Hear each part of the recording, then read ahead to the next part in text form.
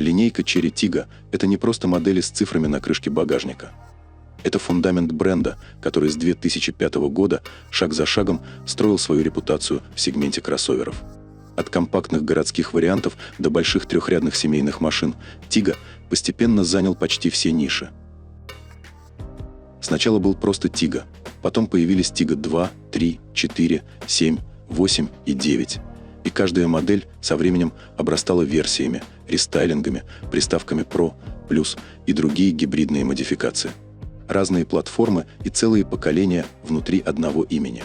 И по сути, Tiggo – это отражение того, как Cherry шаг за шагом наращивала уровень. Дизайн становился смелее, интерьер технологичнее, а оснащение все богаче. Это история роста, амбиций и очень быстрого взросления китайского автопрома. И сегодня компания представила модель, которая должна сыграть особую роль – Cherry Tiggo 7L 2026 модельного года. Это попытка компании собрать в одном кузове все, что сегодня ждет современная семья от кроссовера.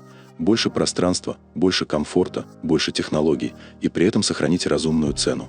Да, производитель пока раскрывает характеристики не полностью. Некоторые цифры еще держат в секрете. Но уже понятно главное. В 2026 году модель получила ряд доработок, которые делают ее заметно интереснее предшественника. Tiggo 7L – это заявка на статус. Это попытка выйти из категории «просто доступный кроссовер» и закрепиться в сегменте продуманного, технологичного семейного автомобиля. И главный вопрос сегодня – получилось ли у Cherry сделать действительно универсальный кроссовер, который закрывает почти все запросы?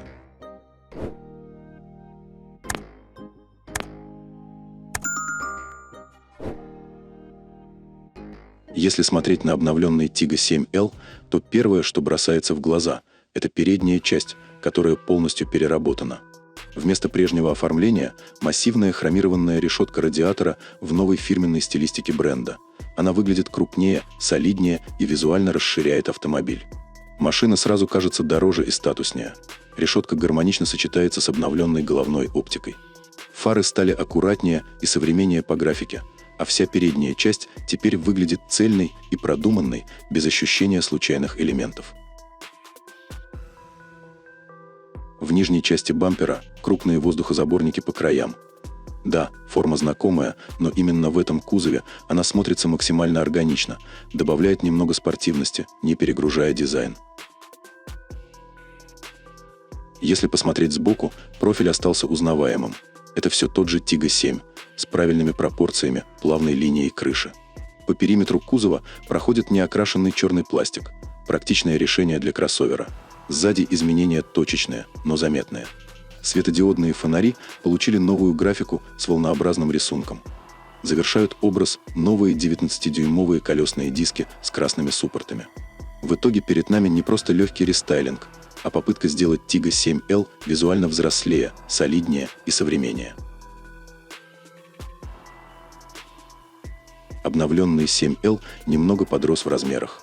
Длина автомобиля составляет 4655 мм, ширина 1880, а высота 1690, при этом колесная база достигла 2720 мм. Проще говоря, машина стала немного длиннее обычной версии, и это должно добавить комфорта пассажирам. Что касается клиренса, официальных данных еще нет, но ожидается, что он останется примерно на уровне предшественника, около 190 мм.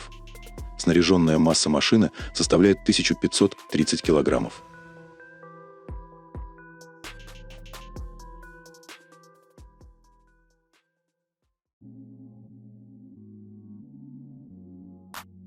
В салоне обновленной «семерки» сразу чувствуется современный подход к дизайну, минимализм, который сегодня стал почти стандартом для новых кроссоверов.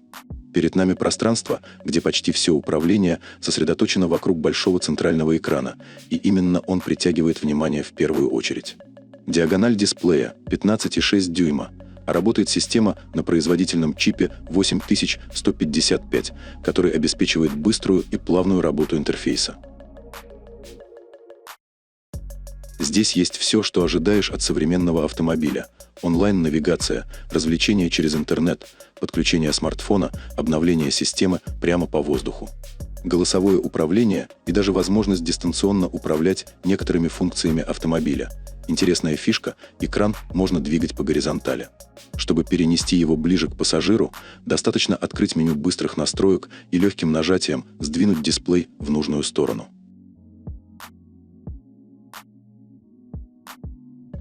Рулевое колесо, двухспицевое, с селектором коробки передач, вынесенным на рулевую колонку.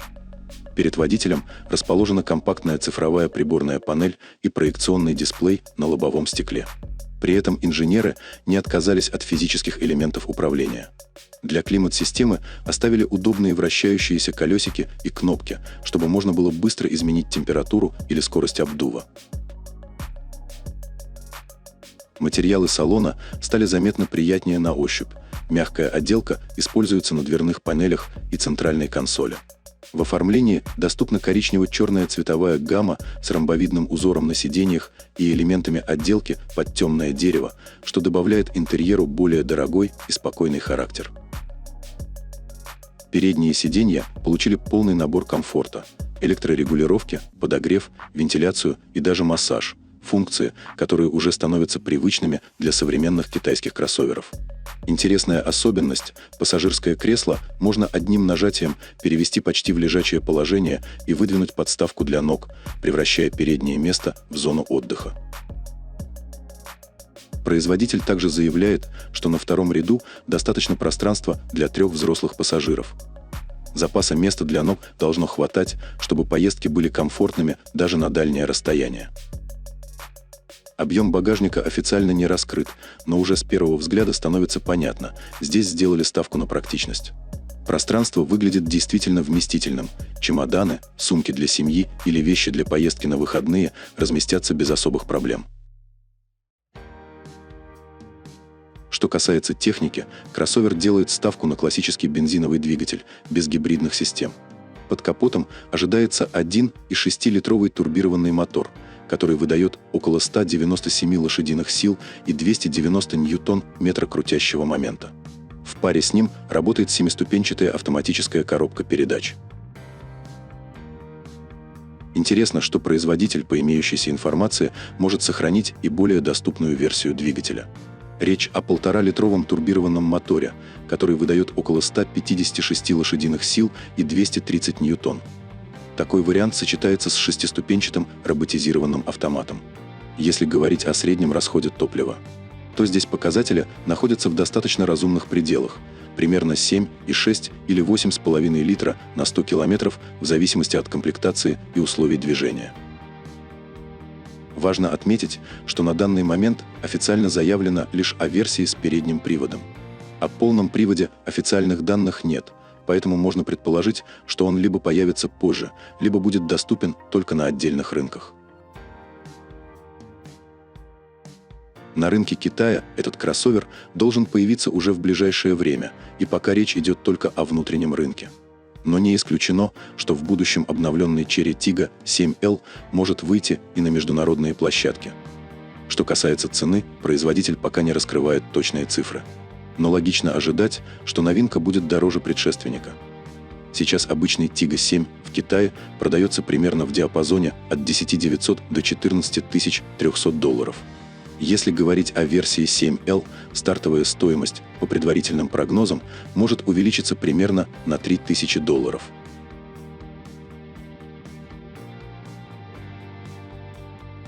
На этом у нас все, но впереди еще много интересного.